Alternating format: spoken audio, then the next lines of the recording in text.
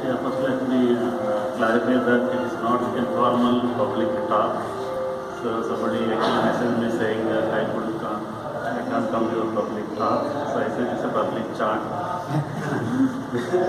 Because this time I came for something else. And earlier also I came for some other occasion. Dalit Studies book release. Then friends asked me to come. Then I said next time I will come. This time actually I came for Samanvai. There was a panel on Telugu identity. And also partly IIT, there was a lecture about these things I came. And I happened to meet Bapsa friends there. Then again they said, why don't you come? So basically I came to meet you. Just came to meet you and congratulate you. And say that the whole nation is looking at JNU because of the victory and the kind of campaign it did. So it's basically a chart. It's not going to be a talk. And they have proposed something, but I didn't take it up because it has obviously other implications. As I start talking about politics, so I thought let's talk about literature today, and some other time we'll talk about politics. So it's not a structured talk because I have not prepared for this. I would have really given a structured talk. So forgive me if it is not structured with details and quotes and so on. So basically I just want to make this contact, and another friend of mine came but he left. Somebody called Umapati, a senior journalist from Karnataka, who is a kind of a senior journalist who can only write stories that he likes for Pradhavani. So he has been thinking of writing a story on Bapsa after the victory. So he met me there. Then he came today to meet your friends, and one day he will come and again talk to you so that you will write a story. I told him there's the anniversary coming. So around that time, since there's a lot of debate in Karnataka about the Bapsa and those kinds of organizations, how they can connect and so on. So he wants to write about it. There's a lot of curiosity, interest. So I'm also one of the curious visitors to your place. So nothing more than that. So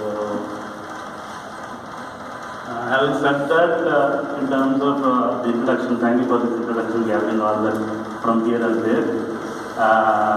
But I would describe in terms of, I'm somebody who is interested in, there has been kind of a lot of kind of thinking, initiatives from the Dalit side, so whatever it's called Dalit intellectual activism, which has gone unrecorded. So, and it goes with all the organizations. I'm sure with the Bapsa also. Our reporter friend is asking, where are your pamphlets and where manifesto and all that. This is what we are writing, not available and so on. So this goes without saying, a lot of Dalit thought and ideas are not collected, not documented, and they don't come to the academia. So they are here and there. So it's always in terms of, is there a Dalit movement? So as long as the Dalit movement is very strong, the left and others will be answering, and they will be very careful in government all the time. And obviously there is no movement, and they think all the persons are gone. So because they are not regarded, they are not available in the public forum. They say, where is the Dalit movement? What are they doing? And so on. But the questions that the Dalit movement has raised are significant. If I remember, even the Dalit student activity, it was the 90s where we had a number of Dalit student organizations, whether it is JNU or University of Hyderabad, ESF, later ASF, or Osmania, Dalit Students Union. A number of such forums have come up in the 90s. And people thought they have come and gone after 10 years, nothing is going to come. So again, after Rohit issue, the ASA on the agenda, and here Bapsa. So it's again a revival of the Dalit question at the national level, as I have been calling after Rohit. But Rohit really brought back the question onto the national agenda, and around the same time Bapsa also arrived. So there's a certain historical kind of significance to this. I hope you appreciate it.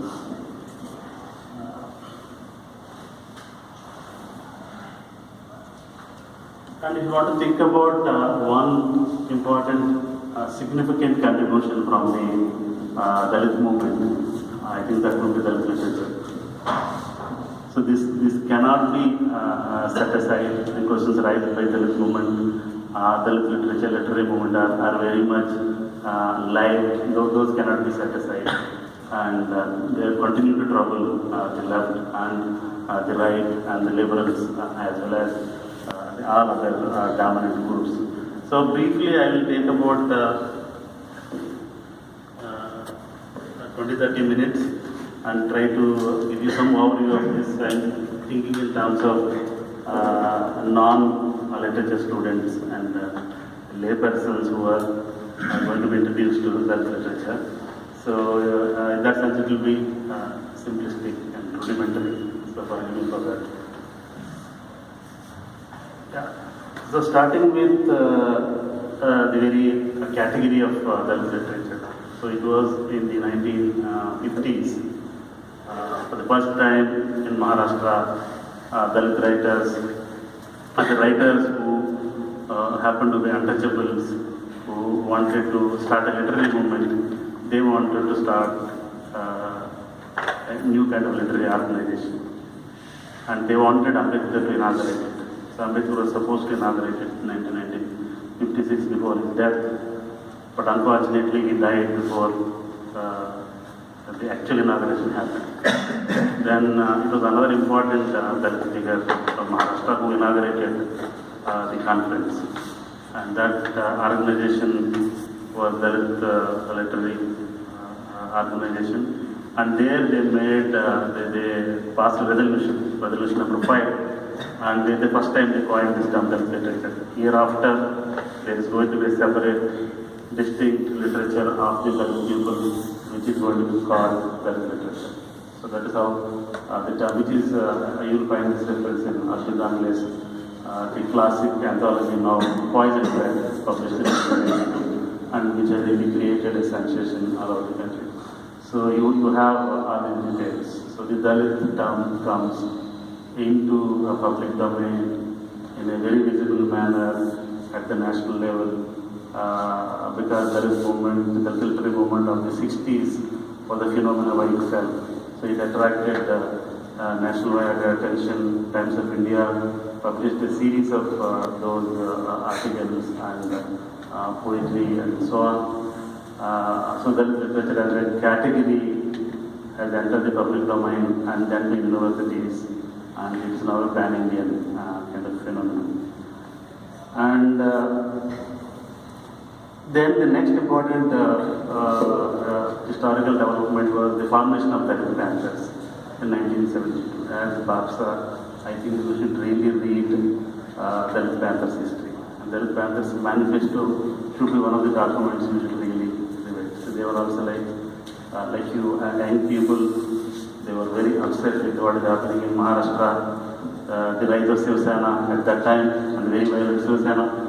And very, very violent use of politics, and a group of young people wanted to start a forum. And those are the days of the 60s and 70s, and the days of black politics in the US. Black Panthers was very much on the agenda, and they were very militant. Inspired by the Black Panthers, some of the Dalits from Maharashtra were studying abroad at that time. So they brought those ideas, and they called themselves Dalit Panthers.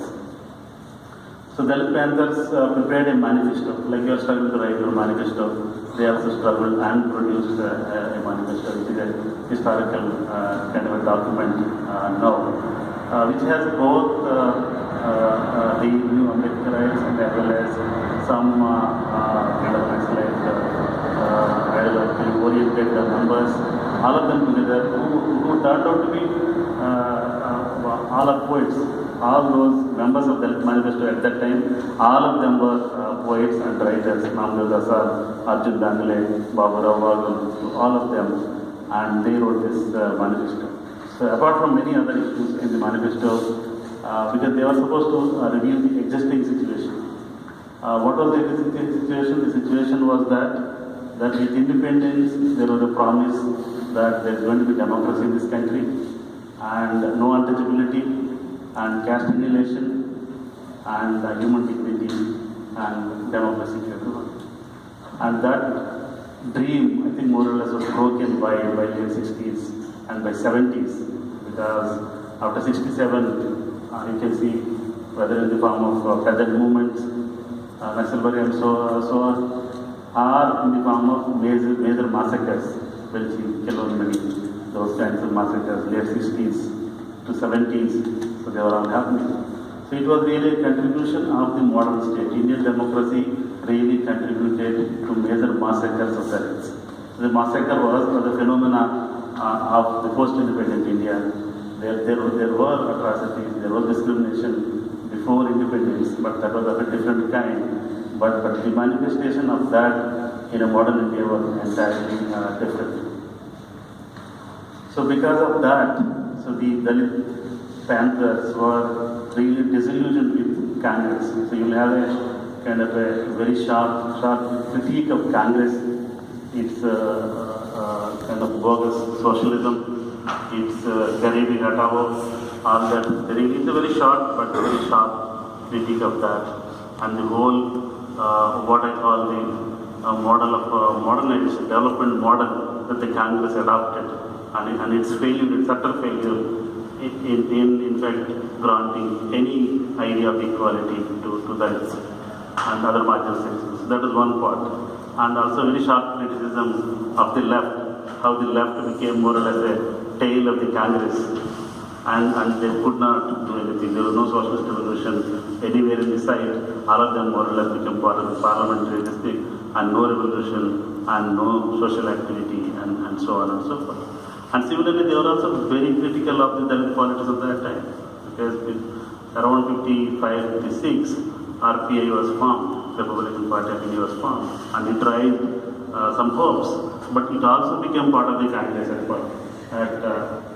in the due course. It also got split into various kinds of groups, and completely kind of becoming small factions, aligning with the ruling parties. And there was like a very bleak picture. So the young Dalit Panthers challenged all of them, and tried to build a very militant movement. And they really fought with Satyanarayan for a short period, and a lot of them died, and a lot of them whatever. But out of that, the great, very insightful Dalit literary activity, movement, documents have come. So one important contribution of them was the category Dalit, the term Dalit, the identity Dalit, is something that they have proposed and defined for the first time. Because when they said Dalit literature, they said Dalit literature, but they didn't explain what is the meaning of Dalit. So here they have really defined Dalit as oppressed groups and subjected to untouchability, discrimination, and so on. So they really defined, I would say, Dalit as a open-ended pedagogic category, which will include diverse sections of oppressed communities. So that was, if you want to take one contribution of Dalit Panthers have given this category and this identity to the marginalized communities at that time. So that was a very, very important. So Dalit is not a specific caste. Dalit is not untouchable. And what is important is that it is a self-name, a name given to themselves. Till that time, untouchables never gave names to themselves. All the names are given by others, including the debate, the Gandhi's Harijan. And in fact, there are very famous quotations against Gandhi will be found in the manifesto. They really kind of very angry with Gandhi.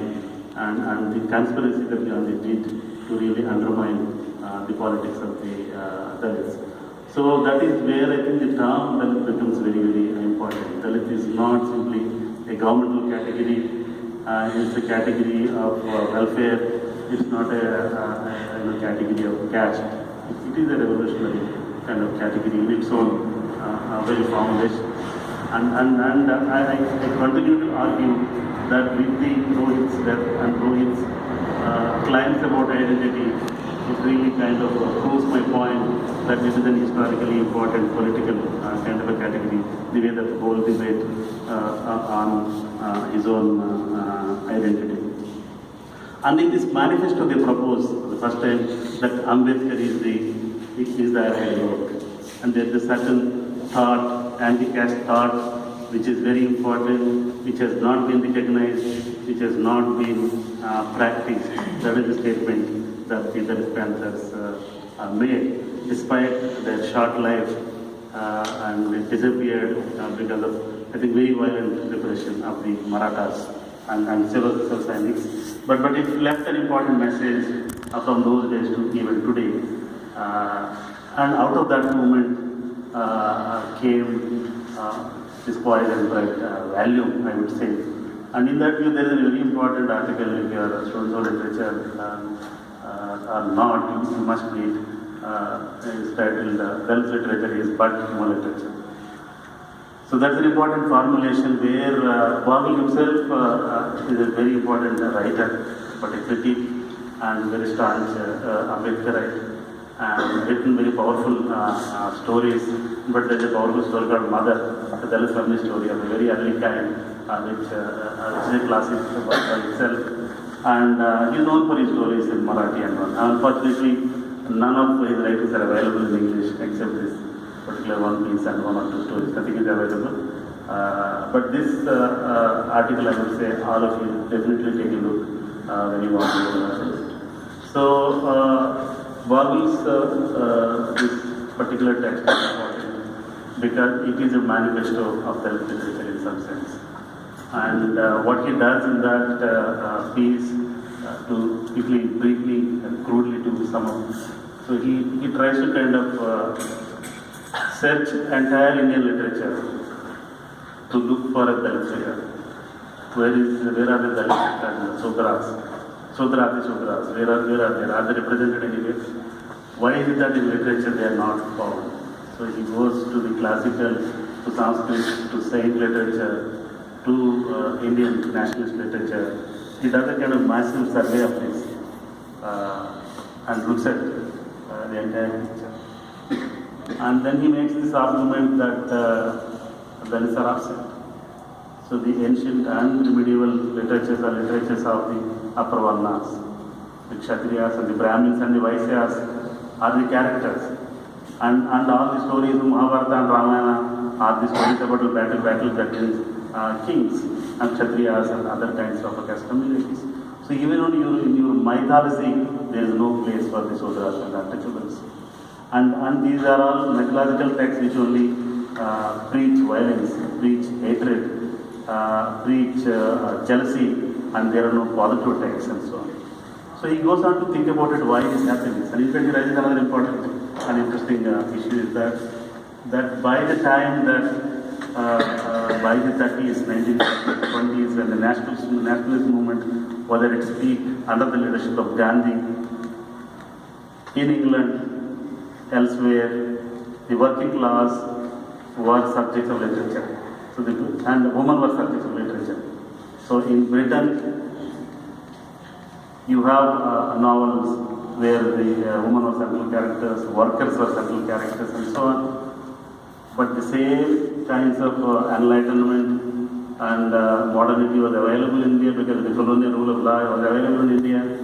But in India, you don't find the underclass, the working class, and mainly the Dalits and other communities. Only the woman, only the upper caste woman in the form of social reform, whether it is sati, whether it is parda, whether it is other kinds of issues. Only the upper caste woman figures in the social reform movement. And therefore in Indian literature, but the Dalits are not part of that. The Sudras are not part of literary discourse. So he explains, he thinks about it, and his explanation is that this is a society which values Hindu society. The writers who are writing literature that's capable, it's not that they are not capable, they cannot write, they can write, they're capable, they're skillful, but they will not write about that. They will not write about Sudras. And why are they, and they don't write about Sudras precisely because they share Hindu values. And what are those Hindu values? The values of fatalism, karma, divine distribution are those values. So centrally, they believe in all those kinds of values. The karma is very central to their own thinking. Because you share those kinds of values, you don't consider them as human beings. untouchables are not human beings.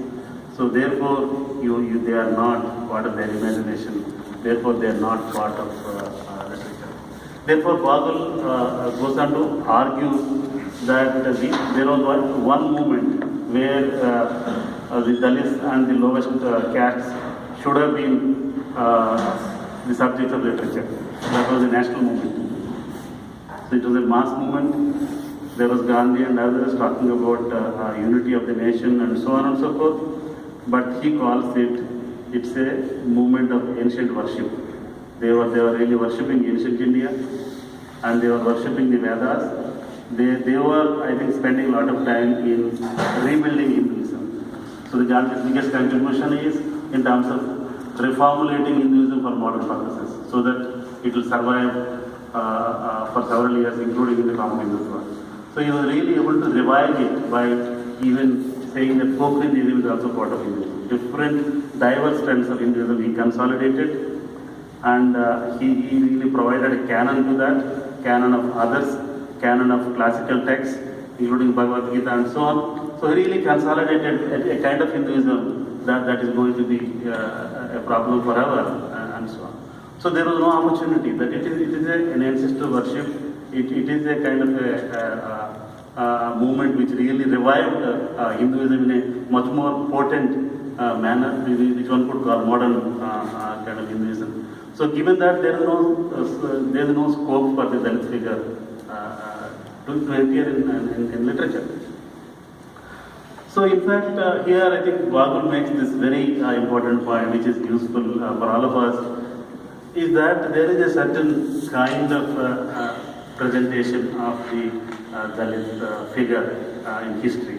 What is that presentation? That they are despicable, and they are people with no culture, with people with no skill, and people with no ideas, and they are subhuman, they are less than human, and they are stigmatized, they are dehumanized, and they are not considered human beings. So this he would attribute to the larger Hindu culture.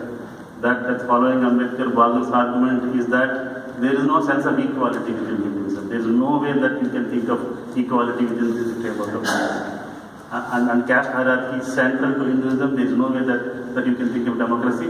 If you cannot think of democracy, you cannot think of a Dalit as a hero.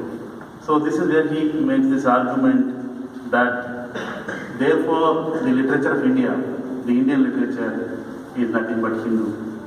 It is Hindu literature. It is the literature of the Varnas, and there you don't have it. So you have to have a new kind of a literature. You have to think of a new domain, new area, and that is what he calls Dalit literature. So therefore he calls Dalit literature is human literature. So Dalit literature is but human literature. So that formulation is important, whereas the Indian is Hindu and the Dalit is human. So Dalit is human in the sense that Dalit literature has come to retrieve the Dalits as human beings. So represent and present them as the human beings. And retrieve these people as people with a long history and culture and heritage, and they are not simply animals and subhuman and so on. So what has been their civilizational contribution? What has been their contribution to society? So Bagul declares that this is the time and the arrival of what he calls the Ambedkarite hero onto the scene. A hero, a main character with assertion, with autonomy, with a will, with a thinking, and so on. So he says that it's the beginning of the time that we are going to present Dalit life in all its richness, and this is the challenge that we are posing to the larger world. And Dalit literature is going to be human literature, unlike hierarchical Indian literature. It's going to be human literature. It's going to take the spirit of the Enlightenment, and he says the legacy of the Dalit is the legacy of Christ. Legacy of Christ, humanism of the Christ, humanism of Buddha, and the values of enlightenment and equality. And these are the grounds on which we are going to write our own literatures. So that's a profound kind of statement that he makes. And he also makes this important observation that colonialism is not meant the same thing for everybody. So there is this idea that anti-colonialism meant only one thing, that anti-colonialism meant Congress politics, anti-colonialism meant Gandhian politics, anti-colonialism meant different forms of opposition to colonial rule. And in that, the Dalits and other communities have their own way of opposing. So it doesn't have to be Congress politics. They are from the beginning, they are not part of the Congress politics. So that is where he makes this argument that the Dalits have always had a strategic relationship with colonialism, because for the first time with the arrival of the British in this country, there is this availability of what is called the social domain, what is called the public domain. So for Bagul, that was the biggest contribution of the British at that time, unintentional. That when they came with that rule of law, with modern institutions and so on. So there are certain kind of normative values which came to India, and one is that there is a public domain where you can interact and write and read and so on and so forth. And that there is a university that you can go to, and there is a school that you can go to, there is a hospital you can go to, and for the first time other Dalit scholars have argued that for the first time in the Christian missionary discourses, apart from the religious thing, if you leave it there, for the first time these people are treated as human beings with a sense of pain, human beings with a sense of body, and they have to be treated. If there is a wound, they have to be treated. They don't have to be thrown away into the gutter. So the first time the sense of the human was available because of the public space and so on. So that is the beginning of Dalit writing. That is the legacy that he claims. The Enlightenment legacy is the legacy for Dalits. So if you look at the early phase of Dalit writing in the Marathi writing, so you really see the major critique of the earlier forms of writing, and you really see the Dalits emerging as an important people with a thinking, with an articulation of their own life and so on. All those stories are examples. And also highlighting the atrocities of the caste society, how they were subjugated, how they were seen as kind of stigmatized human beings. So all those are themes of early writing. And following this, there was also this argument. In the Indian literature you find texts like Mulkradan's Untouchable, and you might be aware, Premchand wrote about Dalits, and Gurzada wrote about democratic kind of writing. Then you have in Malayalam, Scavenger's Son, and Malapalli in Telugu. There are a number of texts that were written and so on. So they really presented, including Arundhati Ray's A lot of Small Things. And there are a number of texts where you find Dalit characters. So why are you saying that there is no one is writing until the arrival of the Dalit writers and so on?